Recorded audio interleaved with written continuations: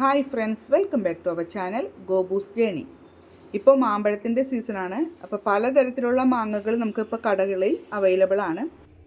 അപ്പോൾ കുറേ നാളത്തേക്ക് നമുക്ക് എങ്ങനെ മാങ്ങ കേടുകൂടാതെ സൂക്ഷിക്കാമെന്നുള്ള 2 തരത്തിലുള്ള ഒരു വീഡിയോ ആണ് ഞാൻ കാണിക്കുന്നത്. ഇതിപ്പോൾ മൂവാണ്ട മാങ്ങയാണ്, എൻ്റെ വീട്ടിലുണ്ടായതാണ്. ഇപ്രാവശ്യം നന്നായിട്ട് കായ്ച്ചിട്ടുണ്ടായിരുന്നു. അപ്പം ഞാനിത് കുറച്ചെടുത്തിട്ട് ഇതുപോലെ സൂക്ഷിച്ച് വയ്ക്കാമെന്ന് വിചാരിച്ചു. അതിനായിട്ട് ഞാനൊരു 10-15 മാങ്ങ എടുത്തിട്ടുണ്ട്. അത് നന്നായിട്ട് തൊലി കളഞ്ഞ് പൂളി എടുത്തു. ഇനി ഇത് നമുക്ക് ഒട്ടും വെള്ളം ചേർക്കാതെ നമുക്ക് മിക്സിയിൽ അടിക്കണം.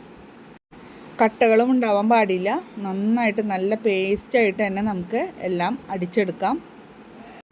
എപ്പോഴും ഞാൻ നാട്ടിൽ ലീവിന് വന്ന് പോകുമ്പോൾ മാങ്ങ ഞാൻ ഇതുപോലെ ആക്കിയിട്ടാണ് ഞാൻ കൊണ്ടുപോകാറുള്ളത്. അപ്പം നമുക്ക് ജ്യൂസ് ഉണ്ടാക്കാനൊക്കെ പെട്ടെന്ന് തന്നെ നമുക്ക് ഇതിൽ നിന്നും കുറച്ചെടുത്തിട്ട് നമുക്ക് ജ്യൂസ് അടിച്ചിട്ട് കുടിക്കാം. ജ്യൂസ് അടിക്കേണ്ട കാര്യമില്ല.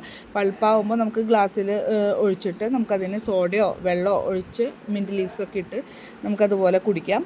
പഞ്ചസാരയുടെയും വേറെ ആവശ്യം വരില്ല.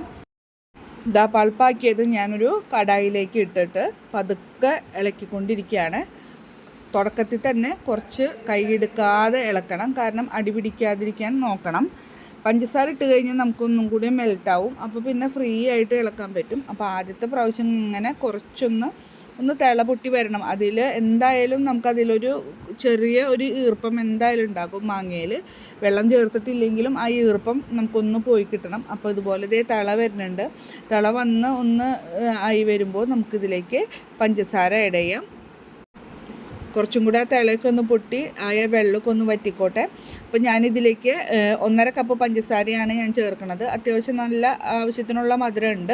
നമുക്കൊരു സ്ക്വാഷ് ഉണ്ടാക്കണം എന്നുണ്ടെങ്കിൽ തന്നെ, ഒരു ജ്യൂസ് ഉണ്ടാക്കണം എന്നുണ്ടെങ്കിൽ തന്നെ ഇതിൽ എക്സ്ട്രാ പഞ്ചസാര നമുക്ക് ചേർക്കേണ്ട ആവശ്യം വരാറില്ല. അപ്പോൾ ഓരോരുത്തരുടെ ഇനിയിപ്പോൾ ഇതിൽ കൂടുതൽ പഞ്ചസാര വേണമെന്നുള്ളവർക്ക് നമുക്ക് വേണമെന്നുണ്ടെങ്കിൽ കുറച്ചും കൂടെ ചേർക്കാം. ഞാനിപ്പോൾ ഇത് ഒരു 15-18 മാങ്ങ എടുത്തിട്ടുണ്ടായിരുന്നു. ഇതിലേക്ക് ഞാൻ 1.5 കപ്പ് പഞ്ചസാരയാണ് ഇപ്പോൾ ഞാൻ ഇതിലേക്ക് ചേർത്തത്. പഞ്ചസാര ഉരുകി വരുമ്പോൾ നമുക്കൊന്ന് നല്ല ഫ്രീ ആവും, നല്ല ഒരു ലൂസ് കൺസിസ്റ്റൻസി ആവും.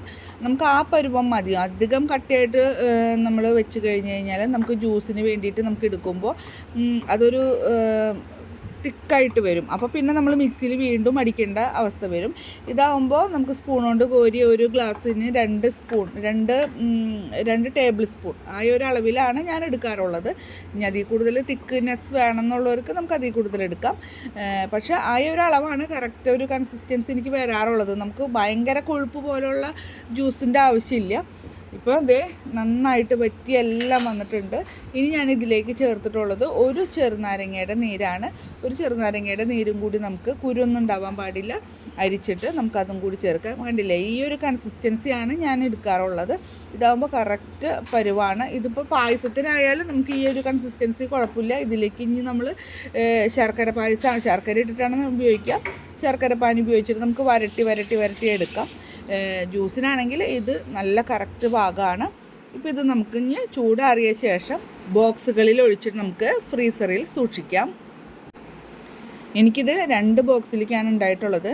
അപ്പോൾ എല്ലാവരും ഇതൊന്ന് ഉണ്ടാക്കി നോക്കണം. ഇഷ്ടപ്പെട്ടാൽ ലൈക്ക് ചെയ്യാനും സബ്സ്ക്രൈബ് ചെയ്യാനും മറക്കരുത്. അഭിപ്രായങ്ങളുണ്ടെങ്കിൽ അത് അറിയിക്കാനും മറക്കരുത്. അപ്പോൾ നമ്മളുടെ ആദ്യത്തെ മെത്തേഡ് ഇതാണ്. രണ്ടാമത്തെ മെത്തേഡ് സിമ്പിളാണ്. അത് നമുക്ക് മാങ്ങകൾ പൂളിയെടുത്തിട്ട് ചെറിയ ക്യൂബ്സായിട്ട് നുറുക്കിയെടുക്കാം. അതിനുശേഷം ഏത് ബോക്സിലാണോ നമ്മൾ ഇട്ട് വയ്ക്കുന്നതെന്ന് വെച്ച് കഴിഞ്ഞാൽ ആ ബോക്സിലേക്ക് നമുക്ക് കുറച്ച് മാങ്ങാ പീസുകൾ നമുക്ക് ഇടാം. ലെയറായിട്ട് നമുക്ക് ഇടണമാണ് ഈ ഒരു മെത്തേഡ്. അപ്പോൾ നമുക്ക് കുറച്ച് മാങ്ങ ഇട്ട് കഴിഞ്ഞതിന് ശേഷം അതിലേക്ക് വലിയൊരു ടേബിൾ സ്പൂൺ പഞ്ചസാര നമുക്കതിൻ്റെ മുകളിലേക്ക് ഇങ്ങനെ തൂവിക്കൊടുക്കാം. വീണ്ടും അതിൻ്റെ മുകളിലേക്ക് മാങ്ങ കഷ്ണങ്ങളിടാം.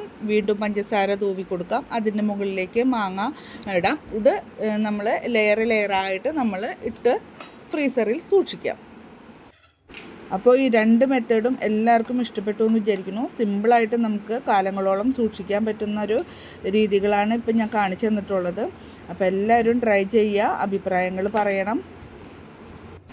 വീഡിയോ ഇഷ്ടപ്പെട്ടാൽ ഫ്രണ്ട്സിനും റിലേറ്റീവ്സിനൊക്കെ ഷെയർ ചെയ്ത് കൊടുക്കാൻ മറക്കരുത്. അപ്പോൾ എല്ലാവരുടെയും സപ്പോർട്ട് ഉണ്ടാവണം. അപ്പോൾ അടുത്ത വീഡിയോയിൽ കാണുന്നത് വരെ ബായ്.